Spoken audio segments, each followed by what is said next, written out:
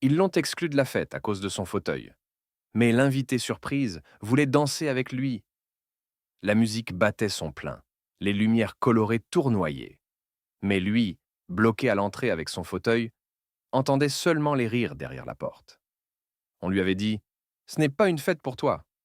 Pourtant, personne ne savait que l'invité d'honneur n'allait entrer que pour lui tendre la main. Abonne-toi pour découvrir cette histoire bouleversante. Laisse un like si toi aussi tu crois que la vraie fête, c'est quand tout le monde a sa place. La salle des fêtes du lycée brillait de 1000 lumières.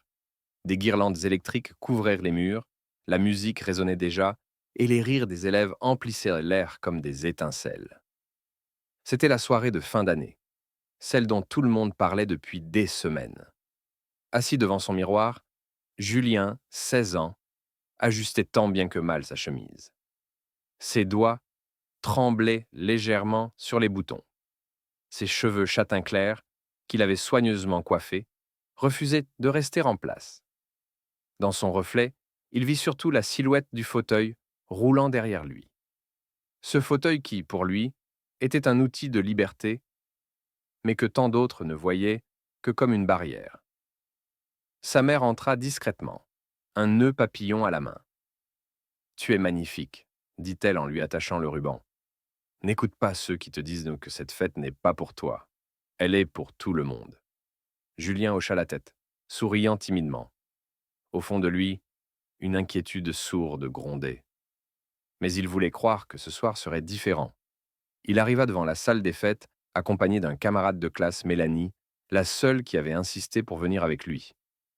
Elle poussa la porte, et un flot de musique électro s'échappa dans la nuit. Des silhouettes dansaient déjà à l'intérieur. Julien inspira profondément et fit rouler son fauteuil jusque sur le seuil. C'est alors que deux garçons de sa classe, postés à l'entrée comme des gardiens improvisés, croisèrent les bras. « Désolé, mec », lança le premier avec un sourire narquois. « C'est une fête pour danser, pas pour rester assis. » Le deuxième ricana. « Ouais, c'est pas pratique, tu comprends? Tu vas bloquer le passage. » Mélanie s'avança, indignée. « Vous êtes sérieux? C'est la fête de tout le lycée, pas la vôtre. » « Écoute, » coupa l'un des garçons, baissant un peu la voix mais pas assez pour cacher son mépris. « On veut éviter qu'il y ait des malaises. Ce soir, c'est censé être cool, pas triste. » Julien sentit ses joues s'embraser. Ses mains se crispèrent sur les roues de son fauteuil. Autour, certains élèves passaient, hésitaient, puis détournèrent les yeux pour ne pas s'en mêler. La musique battait plus fort derrière la porte, contraste cruel avec ce silence lourd dans l'entrée. Un rire éclata à l'intérieur, suivi d'un cri de joie. Julien, lui, resta bloqué là, à quelques centimètres de la fête. Les mots des deux garçons résonnaient encore dans sa tête. Pas pour toi, pas pratique, triste. Chaque syllabe lui perçait la poitrine. Il pensa à faire demi-tour, à rentrer chez lui, à prétendre qu'il était malade pour ne pas avoir à raconter cette humiliation. Mais quand il tourna les yeux, il croisa ceux de Mélanie. Dans son regard brûlait une colère qu'elle n'arrivait plus à contenir. « Tu veux qu'on s'en aille » demanda-t-elle doucement. Julien hésita. Son cœur criait oui. Son orgueil hurlait non. Mais avant qu'il ne réponde, un silence étrange s'abattit soudain sur la salle de fête. La musique venait de s'arrêter net. Toutes les têtes se tournèrent vers l'entrée. La porte arrière venait de s'ouvrir. Et dans le cadre, sous les projecteurs improvisés, apparut une silhouette que personne n'attendait ce soir-là. La porte arrière grinça et se referma dans un souffle. Une silhouette grande et athlétique entra dans la salle. La lumière des projecteurs improvisés accrocha son visage et les regards se figèrent. Le danseur professionnel Thomas Rivera, ancien élève du lycée, star d'une émission télévisée, invité surprise de la soirée. Un murmure parcourut la foule. « C'est lui. Impossible. Rivera, ici. » Les deux garçons à l'entrée, qui barraient toujours le passage à Julien, se retournèrent, blêmes. Même le DJ avait coupé la musique, incapable de masquer l'attention. Thomas avança au milieu de la salle, ses pas souples, son corps déjà en mouvement comme si la danse coulait dans ses veines. Il souriait, mais son regard quand il aperçut Julien encore bloqué à la porte, se fit grave. Il leva une main. Remettez la musique. Un battement de basse résonna aussitôt, profond, vibrant. La salle entière reprit vie, mais différemment. Tous attendaient ce qu'il allait faire. Thomas marcha droit vers Julien. Chaque pas réduisait l'espace entre eux, chaque pas rendait le silence plus lourd malgré la musique. Arrivé devant lui, il s'agenouilla légèrement, pour que leurs regards se croisent, à hauteur d'homme. « Tu danses » demanda-t-il simplement. Julien cligna des yeux. Il crut à une plaisanterie. Ses mains moites glissèrent sur les roues de son fauteuil. « Je ne peux pas. » Thomas eut un sourire. « Tu crois que la danse, c'est seulement des jambes? La danse, c'est du rythme, du cœur. Et ton cœur bat, je l'entends d'ici. » Un murmure d'admiration parcourut les spectateurs. Certains sortirent déjà leur téléphone, pas pour se moquer cette fois, mais pour capturer un moment qu'ils sentaient unique. Thomas tendit la main. « Alors ?» Julien, hésitant, la saisit. D'un geste fluide, Thomas fit rouler le fauteuil dans la salle, au centre de la piste. La foule se referma autour d'eux, formant un cercle. Les deux garçons de l'entrée restèrent plantés, incapables de bouger, tandis que Mélanie rejoignait la foule, les yeux brillants. La musique monta. Les basses frappèrent comme un cœur géant. Thomas posa ses mains sur les poignées du fauteuil et, avec une maîtrise impressionnante, fit tourner Julien dans un premier mouvement circulaire. Le fauteuil décrivit une arabesque fluide, presque aérienne. Julien écarquilla les yeux. Il tournait. Il volait presque. « Relâche tes bras !» cria Thomas au milieu du vacarme. « Suis la musique !» Julien leva ses bras, hésitant, puis trouva le rythme. Ses mains ondulèrent dans l'air. Ses épaules suivirent. Son corps vibra au diapason. La salle explosa d'applaudissements. Les battements s'accélérèrent. Thomas improvisa.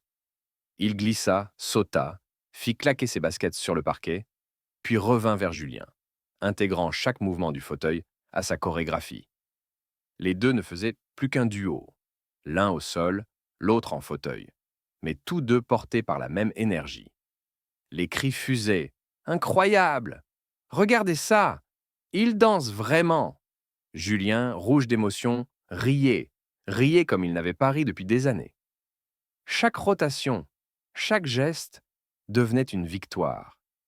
Lui qu'on avait rejeté à la porte. Il était désormais au centre de la fête. Thomas termina sur un geste spectaculaire. Un tour rapide du fauteuil, suivi d'un pas de danse en arrière, avant de s'incliner devant Julien. La salle entière éclata en acclamations. Des élèves tapèrent des mains, d'autres scandèrent son nom. Julien, essoufflé, leva timidement les bras. Son sourire tremblant disait tout. Il avait enfin dansé. Thomas se redressa et lança d'une voix forte, couverte à peine par la musique. La prochaine fois que vous pensez que quelqu'un ne peut pas entrer, demandez-vous si ce n'est pas vous qui manquez de pas. Un silence bref, coupant, suivit. Puis, les cris reprirent de plus belle. Les deux garçons de l'entrée se faisaient tout petits. L'un d'eux murmura « On est désolé ». Mais leurs mots se perdirent dans le vacarme. Tous les regards, toute la fête, toute la lumière étaient pour Julien. Le cercle autour d'eux s'ouvrit enfin, comme une vague qui se retire après avoir frappé la plage. La musique retomba d'un cran, puis une autre piste démarra, plus douce, pulsation chaude. On sentait la salle suspendue, prête à choisir entre l'ancienne habitude et quelque chose de neuf. Thomas posa ses mains sur les épaules de Julien et murmura quelque chose que personne n'entendit. Julien hocha la tête. Il avait les joues rouges, les yeux brillants. Son souffle se calait sur la basse. Puis, Thomas se tourna vers la foule, fit signe au DJ de baisser le volume. « Je voudrais dire 2 mots, lança-t-il. Sa voix portait sans crier. « Vous venez d'applaudir, c'est bien. Mais avant d'applaudir, certains ont barré une porte. Ça, c'est moins bien. » Un frisson parcourut les rangs. Les deux garçons de l'entrée se tassèrent. La directrice adjointe, attirée par le brouhaha, s'avança jusqu'au bord de la piste, lèvres pincées. Thomas continua. « La danse, c'est l'art d'agrandir l'espace. Si votre fête rétrécit au point d'exclure un seul d'entre vous, alors ce n'est pas une fête. C'est un miroir qui se trompe. Il désigna la porte. La prochaine fois, on n'a pas besoin de star surprise. On a besoin d'un oui dès l'entrée. Silence. Puis, une main se leva dans le fond. Mélanie. Je propose quelque chose. On garde la musique, mais on change les règles. Tout le monde danse, ensemble, comme il peut. Et on commence par s'excuser. Elle se tourna vers Julien. Pardon.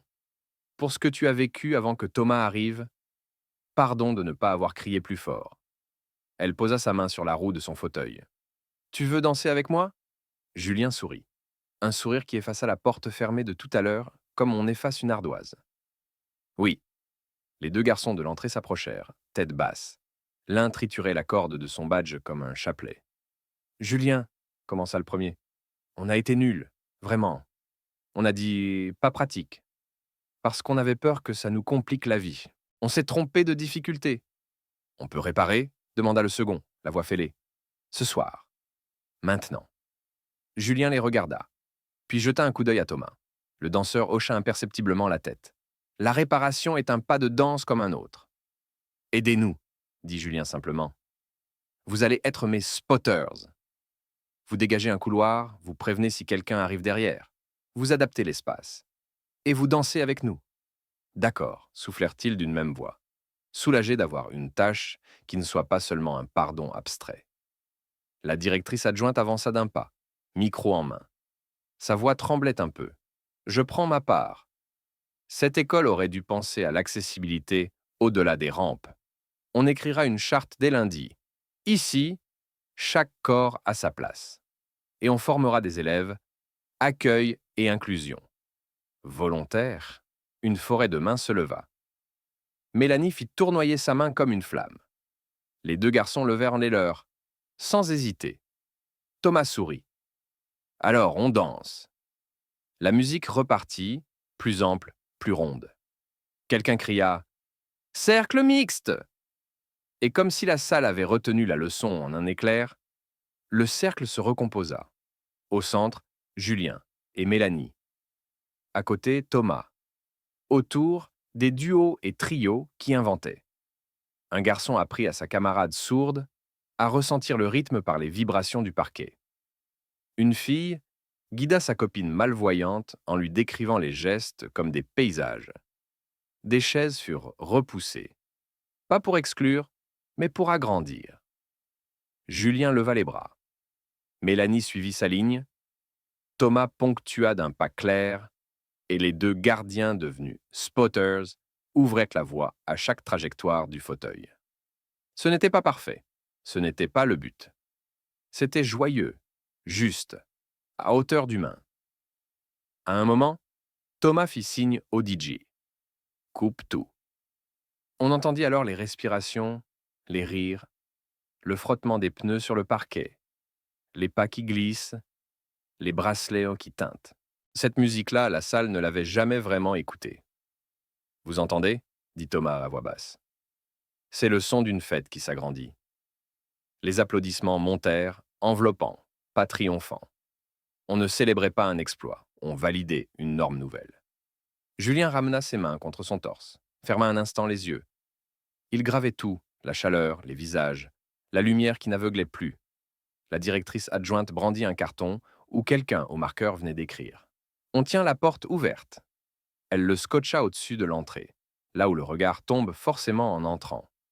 Quand la soirée toucha à sa fin, Thomas se baissa vers Julien. « Je dois filer. Les studios m'attendent demain. Mais garde un souvenir. » Il détacha de son poignet un ruban de tissu, usé par des répétitions, brodé de 3 mots « Find your beat ». Il le noua à la roue droite du fauteuil. Ce ruban n'est pas sacré. Il est pratique. Quand tu hésites, tu touches, tu te rappelles. Le rythme est à toi. Julien le remercia d'un regard qui n'avait pas besoin de mots. Thomas serra la main des deux ex-gardiens. Vous avez changé de rôle ce soir. Gardez le bon. Il salua la salle simple, sans geste grandiloquent, puis disparut par la porte arrière comme il était venu. Les élèves restèrent un moment immobiles, comme si le silence tenait à prolonger la trace. Puis la musique revint, familière, mais autre. Dehors, l'air de juin était doux. Mélanie accompagna Julien jusqu'au seuil. Alors, alors, j'ai dansé, répondit-il, un sourire incroyable étirant son visage. Et je danserai encore. Elle posa une main sur le ruban noué à la roue. On dansera encore. Ils regardèrent dans l'affiche au-dessus de la porte. On tient la porte ouverte. Et pour une fois, l'affiche n'était pas un vœu pieux. C'était un contrat. L'inclusion n'est pas une faveur qu'on accorde, c'est une forme de justice. Une fête qui exclut n'est qu'un bruit de plus. Une fête qui s'élargit devient une musique commune. On ne demande pas au corps de rentrer dans la danse. On élargit la danse pour qu'elle accueille tous les corps. Abonne-toi pour d'autres histoires où la dignité prend la lumière. Si tu crois toi aussi que chaque porte doit s'ouvrir plus grand que nos peurs, like et partage cette vidéo. Et dis-nous en commentaire, quelles règles écrirais-tu au-dessus de l'entrée pour que la fête soit vraiment à tout le monde?